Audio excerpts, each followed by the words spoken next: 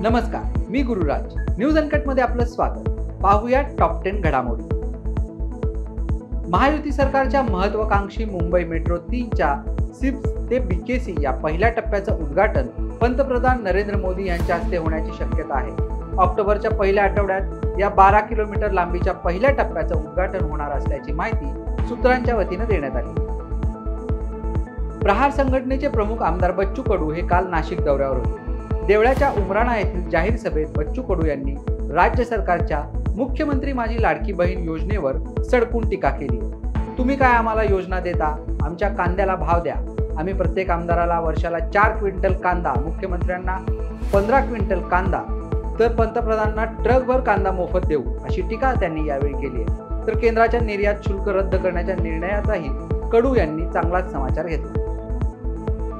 भारताचे माजी राष्ट्रपती रामनाथ कोविंद यांच्या अध्यक्षतेखालील तज्ज्ञ समितीने एक देश एक निवडणूक हा कार्यक्रम राबवण्यासंदर्भातील अहवाल मार्च 2024 रोजी केंद्राला सोपवला होता. त्यानंतर बुधवारी केंद्रीय मंत्रिमंडळाने या अहवालावर शिक्कामोर्तब केलंय. दरम्यान यावरून आता राजकीय प्रतिक्रिया येऊ लागल्या आहेत. राज्याचे मुख्यमंत्री एकनाथ शिंदे यांनीही या संदर्भात प्रतिक्रिया दिली आहे. आपल्या सगळ्यांनाच माहिती आहे की देशात दरवर्षी कोणत्या ना कोणत्या निवडणुका असतात. या निवडणुकात पैसा, वेळ, मनुष्यबळ हे सगळं खर्ची होत असतं. त्याचबरोबर आचारसंहिता लागल्याने अनेक महत्त्वाची कामं थांबतात आणि विकास वेग मंदावतो, असंही मुख्यमंत्री एकनाथ शिंदे यांनी व्यक्त केले.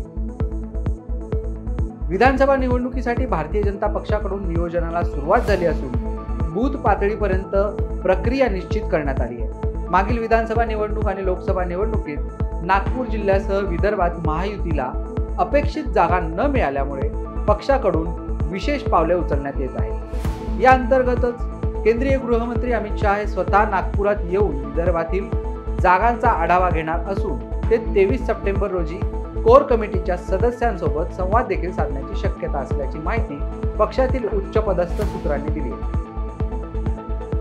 उपमुख्यमंत्री अजित पवार यांच्या देवगिरी या शासकीय निवासस्थानी पक्षाचे सर्व ज्येष्ठ नेते, पदाधिकारी, मंत्री आणि आमदारांची बैठक नुकतीच पार पडली. यावेळी विद्यमान आमदारांचे तिकीट कापले जाणार नाही, तसेच महायुतीच्या जागा वाटपात 70हून अधिक जागांवर दावा करण्याचा निर्णयही झाल्याचे समजते. भाजप आणि शिंदे गटाच्या नेत्यांकडून वादग्रस्त वक्तव्य केली जात असली तरी आपल्या नेत्यांनी तशी वक्तव्ये टाळावी अशी सूचना वरिष्ठांकडून पदाधिकाऱ्यांना देण्यात आली. पुणे ते मुंबई रस्ते मार्ग प्रवासाचा कालावधी लक्षणीयरित्या कमी करण्यात महत्त्वाची भूमिका असलेला शिवडी नावाशेवा सीलिंक महामार्ग म्हणजेच अटल सेतू आता शीघ्र संचार द्रुतगती महामार्गाने सोलापूर आणि साताऱ्याला जोडण्यात येणार आहे. या नव्या शीघ्र संचार द्रुतगती महामार्गासाठी तब्बल 17,000 कोटी रुपयांचा खर्च अपेक्षित आहे. या नव्या महामार्गामुळे अटल सेतूवरून थेट सोलापूर आणि साताऱ्यासाठी रस्ता उपलब्ध होणार आहे. मात्र त्याचवेळी मुंबई ते पुणे प्रवासाचा कालावधी 1.5 तासाने सुद्धा कमी होणार आहे. राज्यात प्रत्येकी 100 विद्यार्थी प्रवेश क्षमतेच्या 8 नवनिर्मित शासकीय वैद्यकीय महाविद्यालयात 2024-25 या शैक्षणिक वर्षासाठी प्रवेश प्रक्रियेसाठी प्रयत्न सुरू आहेत. आगामी 15 दिवसात कोणत्याही त्रुटी निघाल्या नाही तर प्रवेश प्रक्रियेचा मार्ग मोकळा होईल आणि कमी शुल्कात 800 भावी डॉक्टर घडतील. प्रवेश प्रक्रियेत अडचणी आली तर विद्यार्थ्यांना लाखो रुपये मोजून खासगी वैद्यकीय महाविद्यालयाचा रस्ता धरावा लागेल अशी शक्यता आहे. साखर कारखान्यांनी आता मळीपासून कॉम्प्रेस्ड बायोगॅस निर्मिती करण्याबाबतचा सल्ला साखर आयुक्तालयाने राज्यातील कारखान्यांना दिला असून या संदर्भातील मार्गदर्शक सूचनाही जारी केल्या आहेत. त्यामुळे येणाऱ्या काळात प्रेस मड किंवा प्रेस केक म्हणून मळीपासून बायोगॅसची निर्मिती होण्यास चालना मिळणार आहे.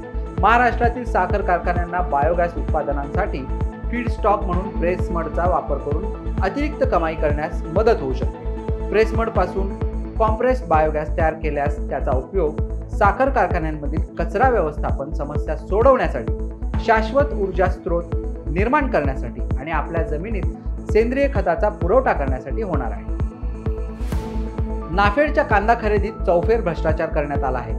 यात नाफेडच्या अधिकाऱ्यांचा समावेश असून मुळात सरकारला या योजना भ्रष्टाचार करण्यासाठीच करायच्या आहेत का, याचं उत्तम उदाहरण म्हणजे एवढं मोठं गोडाऊन असूनही कांदा दिसून येत नाही. या नाफेड खरेदीची मुळापासून चौकशी झाली पाहिजे असे स्पष्ट मत प्रहार संघटनेचे बच्चू कडू यांनी व्यक्त केले. नाशिकच्या नाफेड गोडाऊनला भेट दिल्यानंतर नाफेडच्या कांदा खरेदी घोटाळा प्रश्नी बच्चू कडू यांनी सरकारला धारेवर धरल्याचं पाहायला मिळालं।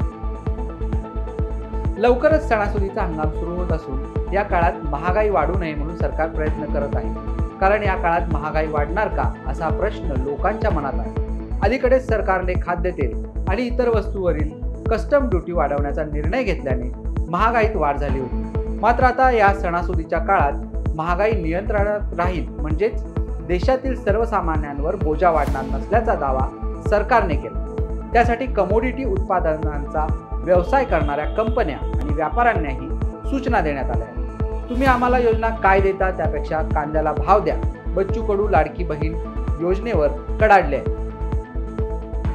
वेळ झाली टॉप 10 मध्ये इथेच थांबायची। पाहत रहा न्यूज अंक।